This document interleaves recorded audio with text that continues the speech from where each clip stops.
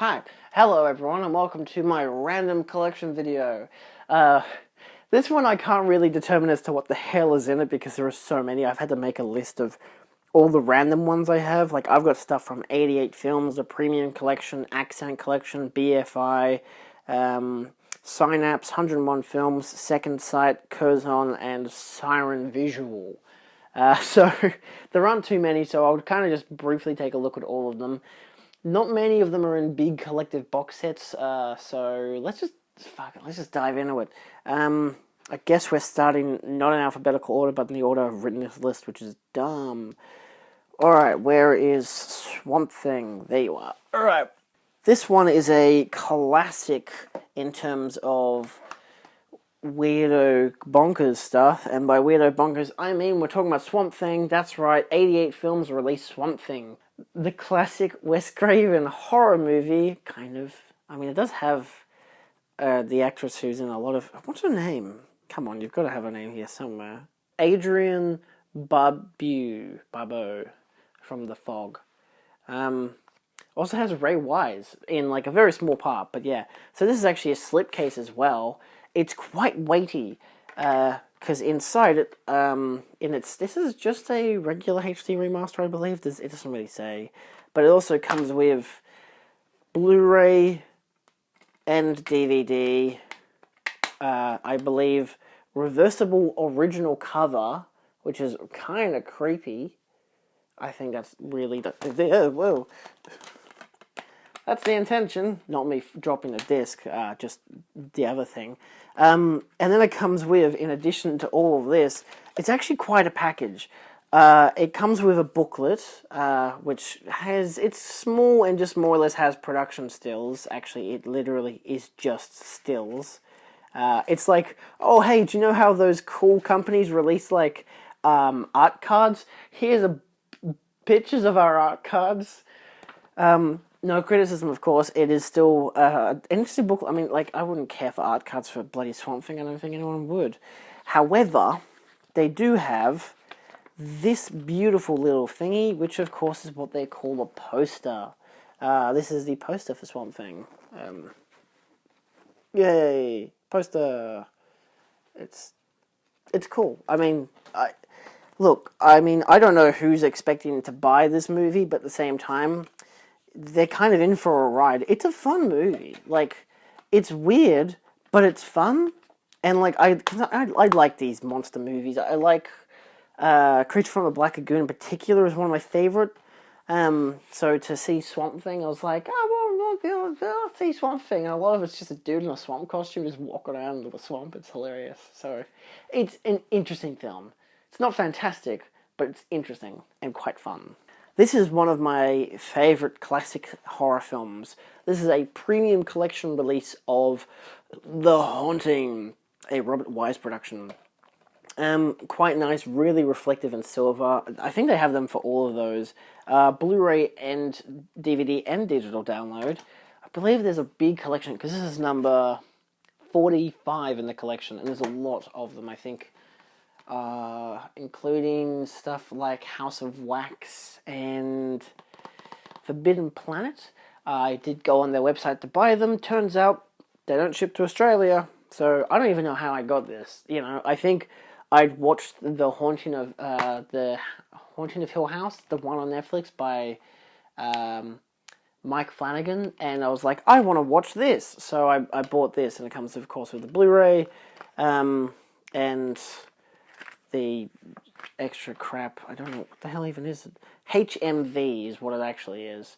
So yeah, so that's just the deal on the inside with a big wallpaper thing. So they've also got stuff like the Time Machine as well. Some of them come with, obviously, most of them, I believe all of them come with slipcases. Some of them come with, art cards and stuff like that. It's definitely a collection I'd like to buy more into because there's a lot of classic, like, sci-fis and horrors that I really like to get on Blu-ray, but some of them I have on DVD, so I don't really mind, yeah.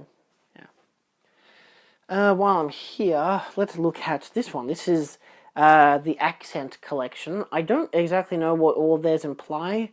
I don't think I have any more Accent collection. Anyway, this is Heaven Knows What, which is a Safdie Brothers film.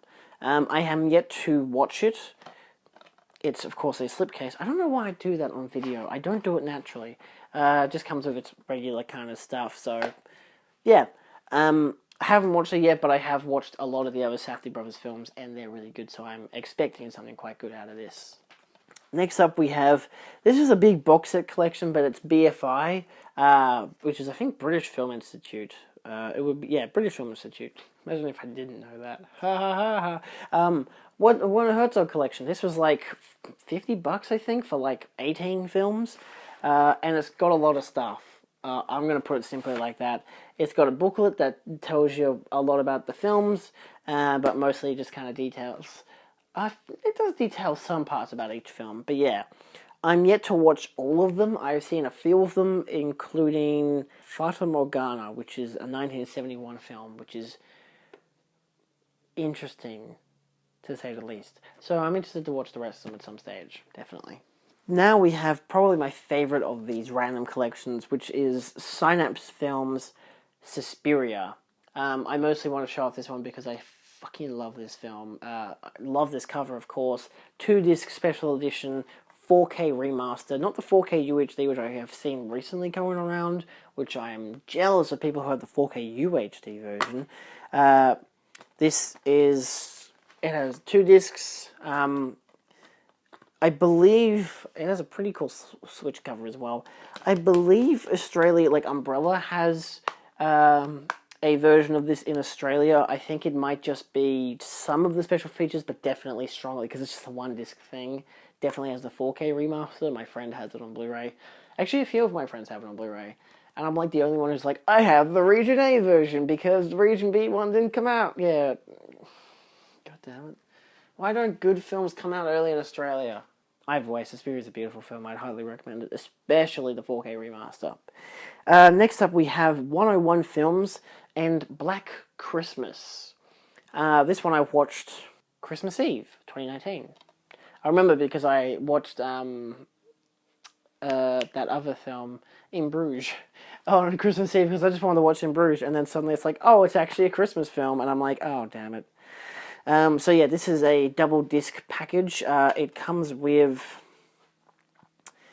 it has the original artwork inside it, as well as a DVD, of course, the DVD Blu-ray. So it has the original artwork. I don't think I'll ever change it around. I don't mind the original artwork. It's a decent film. It's an interesting look at the slasher films. Of course, this is 1974, and of course it has a big poster that's just the same cover as this, but bigger. It's an interesting transfer. It's not the best remaster I've seen. I don't think it really goes on about the fact that it's, you know, it says like, oh, you know, it's big things, poster and reversible sleeve, outside of the fact that it's the first time that the UK has gotten a version of Black Christmas. Though I believe Shout Factory also has a release of the film, and I might argue it's a better transfer, but I've never seen it. This is an okay transfer, perfectly fine. So yeah, definitely one to check out. Sometimes I've got stuff like this, so I don't think it counts. Like, this is Beyond the Black Rainbow, and it has that little logo on the base, which is, if it'll zoom, if it'll actually focus on it, it says Magnet. On the back it says it's a Magnolia thing. I have no idea if that actually does anything different. Like, there's nothing special on the inside, so I can't say if it's actually the publishing house. I feel like Magnet would be the publishing house. They've done a few different things. I've got Bong Joon-ho's Mother as well, by, not Magnet, at least I don't think it's by Magnet. No, it's just Magnolia, so, yeah. I don't know, I should probably do more research into that kind of stuff. You know, that's just kind of how it is. Alright, so this is one I briefly showcased in a previous video. This is Second Sight with the Color of Pomegranates. I got this because it was Region B, because I didn't want to get the Criterion one. Do I regret that? I don't know. It's a far out weird film. I think I watched this Christmas 2018. Like, I was bored and I didn't want to hang out with my family. I'm like, I'm not having this shit. And so I watched The Color of Pomegranates, and I had people like coming into the theater room and checking the face out, and they're like, what are you watching? Because it's not in English. It's done by, it says here, the author of, like, look at the back of that, author of film, Sergei Parasyanov. Parasyanov. I'm sure I'm not butchering it. You are. The reason why I really want to showcase this, outside of the fact that it's the only non-4K film I have with a black case, very rare. It has 2 discs. It's only 80 minutes long, but it's a weird film. Yeah, it even says here, one of cinema's most revered and beautiful films, The Color of Pomegranate is a unique and rewarding experience that haunts the memory long after viewing. I still remember most of what happens in this film. It's kind of like meant to be autobiographical of an artist. It's not much on the inside, just 2 discs. But that's not even the big deal about it. The big deal is the fact that it has a monolith of a freaking book. Like, look at that. That is as thick as that's just a bit thinner than my finger, my regular pointer. It is incredibly huge and vivid, and like it is like trying to show this off the best way I can. But like you got some images, you got drawings, you got script excerpts, you got all this kind of stuff. Like, it is incredible. It's an Armenian film. This is apparently I'd say it's a remaster from the 35mm, so that's really something. That's the cover that you would see for Criterion. That's the cover that they have, but it has all this stuff. It even has a preface by Martin Scorsese. It has a whole bunch of different essays talking about all these different aspects, both of the film and of what the film is inspired by, the artist that inspired it, all this kind of stuff.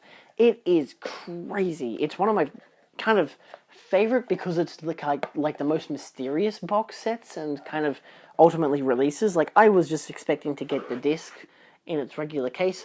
I wasn't expecting this kind of a package. I don't even think it was that expensive. Like, it wasn't hard for me to get. I don't remember where I got it from because it's been like 2 years since I bought it. But this was before I was really getting big into Criterion, so when I'd heard about this, and don't ask me how I heard about this film, I just did somehow, because my ear goes into all kinds of holes that relate to films. So yeah, interesting film. Oh, I definitely recommend it. It's bizarre, but you could either get this version or you could get... oh, it's actually got a little scratch on the side. That's weird.